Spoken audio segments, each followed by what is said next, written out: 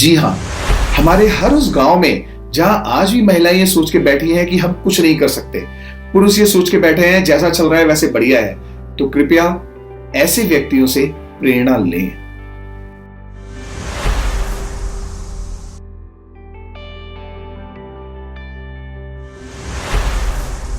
नमस्कार दोस्तों, सबसे पहले तो प्लीज अगर आपने हमारा चैनल सब्सक्राइब नहीं किया है तो प्लीज उसे सब्सक्राइब करें। दोस्तों, आज हम आपको बताने वाले हैं कि छोटी सी लागत से आप कैसे पेपर कप और पेपर के ग्लास बनाने का व्यापार गांव में रह के ही शुरू कर सकते हैं। दोस्तों, इसमें सबसे अच्छी बात तो यह है कि आपको बहुत ज्यादा लागत नहीं लगानी पड़ती, और दूसरा, इसे आप 500 स्क्वायर फीट की जगह से ही प्रारंभ कर सकते हैं। अगर मैं पेपर प्लेट की बात करूं तो ये एक स्पेशल पेपर से बनता है जिसको लीक प्रूफ करने के लिए एक पॉलीथीन शीट से कवर किया जाता है। सामान्यतः paper plates billboard, grey board, craft paper, greaseproof paper, इन सब चीजों से बनते हैं। और अगर मैं आपको डिमांड को सीधे तौर पर बताने की कोशिश करूं तो आप इस चीज से समझिए कि भारत में प्रति व्यक्ति जो कागज का उपभोग है, कंजम्पशन है, वो 9 किलो है, जबकि यही इंडोनेशिया जैसे देश में 22 किलो है, मलेशिया में 25 किलो है और चीन में 42 किलो है। और अगर आप विश्व का औसत भी देखेंगे दोस्तों तो वो भी 58 किलो है। इसका मतलब कि भारत में अभी पेपर के उत्पादन और पेपर के उपभोग में जबरदस्त डिमांड मौजूद है। और आप सबने दोस्तों ये महसूस किया होगा कि चाहे एक रेहड़ी पटरी पर कुछ कारोबार करने वाला व्यक्ति हो, रेस्टोरेंट्स या होटल्स में जिस प्लेट में खाना परोसा जाता है और उसे पैक किया जाता है, वो हमारे घर में बच्चों की होने वाले बर्थडे पार्टीज हो, शादी विवाह का मुहूर्त हो, ऑफिस में होने वाली अमूमन पार्टीज हर हफ्ते महीने जो होती हैं वो हो, और इसके अलावा परिवार में होने वाले कई तरह के फंक्शन, इन सब में ही दोस्तों आजकल पेपर प्लेट्स और पेपर कप्स का चलन बढ़ता चला जा रहा है। अच्छी बात यह है दोस्तों कि इसमें ज्यादा लाइसेंसेस का तामझाम नहीं है कि आपको कौन से लाइसेंस चाहिए। सबसे पहले आपको अपनी एक फर्म का रजिस्टर कराना है जिसका शुल्क नाम मात्र का होता है। उसी के साथ आपको जीएसटी का अपना रजिस्ट्रेशन कराना होता है, क्योंकि आपको अगर ईमानदारी से काम करना है तो जीएसटी रजिस्ट्रेशन अनिवार्य है। और लोकल अथॉरिटी से आपको ट्रेड लाइसेंस लेना होता है कि आप व्यापार करने जा रहे हैं तो उसका एक लाइसेंस होता है, वो ट्रेड लाइसेंस लेना होता है। और इन सब के अलावा क्योंकि ये लघु कुटीर उद्योगों में आता है तो आपको एमएसएमई के अंदर इसका रजिस्ट्रेशन करना होता है। तो दोस्तों, गिन के ये केवल 4 वो दस्तावेज हैं, 4 वो डॉक्यूमेंट हैं जो इस व्यापार को करने के लिए आपके पास होने चाहिए। आइए बात करते हैं कि इसके लिए इंफ्रास्ट्रक्चर क्या चाहिए। तो सबसे पहले तो जैसा मैंने आपको पहले ही कहा, 500 स्क्वायर फीट की जगह इसके लिए पर्याप्त है। इसके अलावा आपकी ये फैक्ट्री अगर ऐसे बाजार के समीप हो जहां इसकी डिमांड ज्यादा है तो वो बहुत अच्छी बात है। पानी की सुविधा उस जगह पर आराम से मिल जाए, इलेक्ट्रिसिटी की सप्लाई की कोई प्रॉब्लम ना हो, और ड्रेनेज के लिए, ड्रेनेज मतलब आपकी फैक्ट्री से निकल के जो भी कचरा है, जो चीजें आप बाहर निकालेंगे, हालांकि उसका भी रिसाइकलिंग के प्लांट होते हैं लेकिन वो खर्चा अलग है, वो भी पर्याप्तता में उपलब्ध हो, ये ध्यान रखना अनिवार्य है। इसके अलावा उसी 500 फीट में आपको कुछ जगह 2 भागों में बांटनी होगी। पहले भाग में आप अपना कच्चा माल यानी जो रॉ मटेरियल अंग्रेजी में बोलते हैं उसको रखेंगे, और दूसरे एरिया में आपका जो फिनिश प्रोडक्ट है, जो आपका तैयार माल है, आप उसको रखेंगे। अगर मैं इसमें लगने वाले कच्चे माल की बात करूं तो इसमें सबसे पहले तो आपके पास एक अच्छी क्वालिटी का स्क्रैप पेपर होना चाहिए। और इसमें पेपर में 2 वैरायटीज आती हैं, थिन लेयर्ड और थिक लेयर्ड। हिंदी में अगर मैं बताना चाहूं कि एक मोटाई वाला, ज्यादा मोटाई वाला पेपर और एक कम मोटाई वाला पेपर। इसके अलावा जैसे मैंने आपको कहा कि पेपर प्लेट्स के लिए आपके पास पॉलीथीन शीट्स का होना भी अनिवार्य है। तो अब दोस्तों बात करते हैं कि इसके लिए क्या कोई मशीन भी आती है जी हां, इसके लिए बहुत सारी मशीन आती हैं। मुख्यतः दो तरह की मशीनें इसमें होती हैं दोस्तों। पहली सेमी ऑटोमेटिक और एक फुल्ली ऑटोमेटिक। इसके अलावा आपको कुछ और भी इक्विपमेंट्स की जरूरत पड़ती है, जैसे double die press machine, packaging machine और वेइंग स्केल, जिसमें आप मापेंगे, भार मापेंगे। पेपर प्लेट को बनाने के दोस्तों, और इसी प्रकार से आप पेपर ग्लास भी बना सकते हैं, इसको बनाने के 4 मुख्य चरण होते हैं। पहला, पेपर प्लेट की कटिंग करना। तो आपको जिस शेप, जिस साइज, जिस आकार का आपको कटिंग चाहिए वो पहले करना। दूसरा स्टेप, डाई प्रेसिंग, जिसमें आपका पेपर और पॉलीथीन शीट को एक साथ चिपकाने की प्रक्रिया होती है। तीसरा चरण, आपके इस प्रोडक्ट को डाई से हटाना। और चौथा और अंतिम स्टेप, इसकी पैकेजिंग। जैसा मैंने आपको पहले ही कहा था दोस्तों, ये ज्यादा लागत वाला व्यापार नहीं है।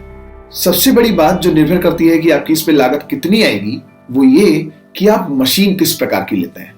अगर आप मैनुअल मशीन लेते हैं, मतलब हाथ से बनाने वाली मशीन लेते हैं, तो आपका 25 से 30 हजार का खर्चा इसमें लगता है, और उसके अलावा आपका कच्चा माल।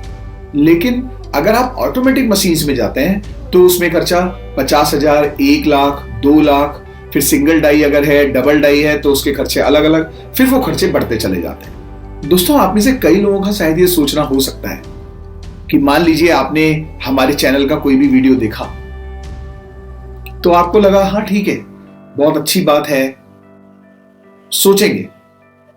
तो दोस्तों, मैं आपको बता दूं कि हमारे चैनल का उद्देश्य केवल ये नहीं है कि आप इसे देखें और फिर भूल जाएं। हमारा चैनल का उद्देश्य उस दिन सफल होगा जिस दिन आप में से कुछ व्यक्ति हमारे वीडियो में बताए हुए किसी भी उद्योग, किसी भी मुहिम का हिस्सा बन पाए।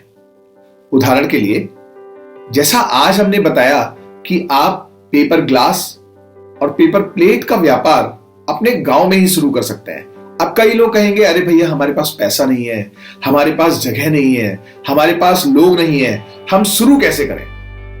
तो दोस्तों, कृपया अपने दिमाग से इन बातों को पूरी तरह से निकाल दें, वरना आप ये मान के चलें कि यही व्यापार नहीं, हम कुछ भी नया काम करने में हमेशा काम क्यों ना करें, ये सोचना पहले शुरू कर देंगे। और इसी वजह से मैं आज आपको बताने जा रहा हूं एक ऐसी स्टोरी जो हमारे देश के तमिलनाडु राज्य से आती है, और उस स्टोरी की मुख्य नायिका हैं संतोष मैरी जी। दोस्तों, तमिलनाडु के सेलम जिले में सुपारी का उत्पादन बहुत ज्यादा होता है, और वहीं अगर आप सुपारी का पेड़ देखें या सुपारी के पत्ते देखें तो आपको पता लगेगा कि कई व्यक्ति काफी समय पहले तक ये मान के चलते थे कि इनका कोई भी उपयोग नहीं है। लेकिन आज संतोष मैरी जी ने उसी सेलम जिले में एक गांव है जिसका नाम है वलाडी, उस गांव से इन सुपारी के पत्तों, इन सुपारी की छालों, इनको सुखा करके प्रोसेस किया और दोने, पत्तल, ये सारी चीजें बनाना शुरू की। और आज हालत यह है कि संतोष मैरी जी के इन प्रोडक्ट्स की डिमांड केवल हिंदुस्तान में नहीं दोस्तों, जर्मनी, कनाडा, ऐसे कई देशों से भी आने लग गई है। सुपारी, जिसको तमिल में पाकू भी कहा जाता है, और इनके जो स्पैचेस जिनकी मैं बात कर रहा था अभी थोड़ी देर पहले, जो छाल या पत्तियां हैं, वो 100% बायोडिग्रेडेबल होती हैं। मतलब उनको अगर आप पर्यावरण में छोड़ भी दें ऐसे ही, तो भी उसका कोई नुकसान नहीं है और वो मिट्टी में ही मिल जाएगा।